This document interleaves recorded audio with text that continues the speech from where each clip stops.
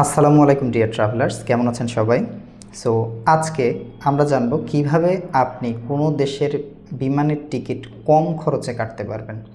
So এই নিয়ে হচ্ছে আজকের ভিডিওটা। যারা আমাদের সাংহাই ট্রাভেলস ইউটিউব চ্যানেল কিংবা ফেসবুক পেজে হচ্ছে নিউ, তারা হচ্ছে আমাদের চ্যানেলটা সাবস্ক্রাইব করে রাখতে পারেন বা ফেসবুক পেজটা হচ্ছে ফলো দিয়ে রাখতে পারেন। তার কারণ হচ্ছে আমাদের চ্যানেলে প্রতিনিয়ত বিদেশ রিলেটেড সকল ধরনের তথ্য এবং আপডেটসগুলো আপনি পেয়ে যাবেন।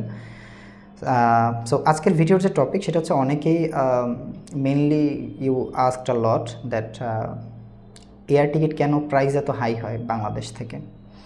এর আমি ছোট করে জাস্ট একটা রিজনটা বলে দিই। সেটা হচ্ছে আমরা যখন বিমানের টিকিট কাটতে যাই সেক্ষেত্রে 30 বা 40,000 টাকার একটা টিকিটে দেখা যায় যে আপনার 15 থেকে 20,000 টাকা ক্লোজ টু এটা হচ্ছে ট্যাক্স দিতে হয় বাংলাদেশ সরকারকে। সো এই জন্য হচ্ছে আমাদের বিমানের টিকিটটা আসলে এত বেশি কস্টলি হয়। যেমন আগে হচ্ছে কিছু মানুষ বিদেশ যেতে হলে তারা ভারতের ভিসা নিত, নিয়ে ভারত থেকে হচ্ছে ফ্লাই করতো because of they are very কী বলে বাজেট ফ্রেন্ডলি টিকিট হচ্ছে দেয় বাংলাদেশিদের জন্য।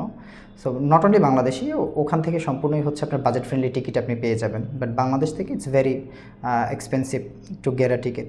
সো আজকে হচ্ছে মেইন টপিক হচ্ছে আপনি কিভাবে হচ্ছে কম খরচে বিমানের টিকিট নিতে পারেন।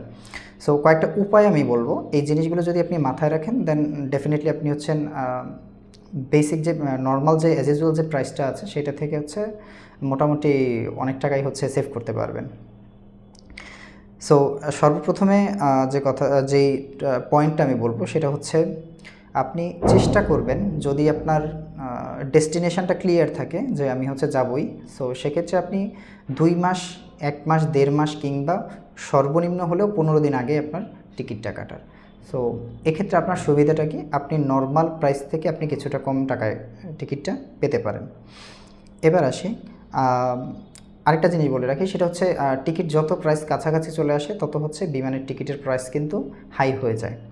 আচ্ছা, সেকেন্ড পয়েন্ট হচ্ছে চেষ্টা করবেন সপ্তাহের মাঝামাঝি, অর্থাৎ সোমবার, মঙ্গলবার, বুধবার, বৃহস্পতিবার এই 4 দিন আপনি কাটার। সোমবার ঠিক বলবো না, মঙ্গল, বুধ, বৃহস্পতি এই 3 দিনে যদি আপনি টিকিটটা নেন, সো সেক্ষেত্রে আপনি নর্মাল প্রাইস থেকেও অনেক কমে টিকিটটা পেতে পারেন। এরপর হচ্ছে ডেফিনেটলি আপনাকে হচ্ছে পাবলিক হলিডে অ্যাভয়েড করতে হবে, বিকজ পাবলিক হলিডেতে most of the people they travel a lot. So এই জন্য হচ্ছে আপনার public holiday you have to avoid, কারণ পাবলিক হলিডেতে আপনি যদি ভ্রমণ করেন সেক্ষেত্রে ডেফিনেটলি আপনি ধরেই রাখেন যে আপনি নর্মাল প্রাইস থেকেও আপনার হয়তোবা মানে আরও 50% টাকা হচ্ছে বাড়তি দিতে হচ্ছে, কিংবা কখনো কখনো 1 গুণ টাকা বাড়তি দিতে হয়। সো আপনি পাবলিক হলিডেটা একটু এড়িয়ে চলবেন। তারপর হচ্ছে যারা রেগুলারলি অর্থাৎ ফ্রিকুয়েন্টলি যারা ট্রাভেল করেন বিভিন্ন দেশে, তারা আপনাদের যে জমে হচ্ছে আপনার ট্রিপ কয়েন জমে, কিংবা হচ্ছে এরকম কিছু অপশনস থাকে। যারা রেগুলার ফ্লাই করে তাদের জন্য হচ্ছে কিছু অপশনস থাকে, তো তারা ওই ট্রিপ কয়েনগুলো ব্যবহার করতে পারেন আপনার হচ্ছে জন্য, ডিসকাউন্টের জন্য। তারপরে আসি হচ্ছে পেমেন্ট ডিসকাউন্ট। আপনি দেখবেন যখন বিমানের টিকিট কাটার সময় অনেকভাবে পে করা যায়। সো ব্যাঙ্ক কার্ড কিংবা হচ্ছে ডলারে বা যে কোনো ওয়েতে, বিভিন্ন ওয়েতে যখন টিকিট কাটতে যাবেন তখন এক একটা ওয়ের জন্য হচ্ছে এক এক রকম ডিসকাউন্ট থাকে।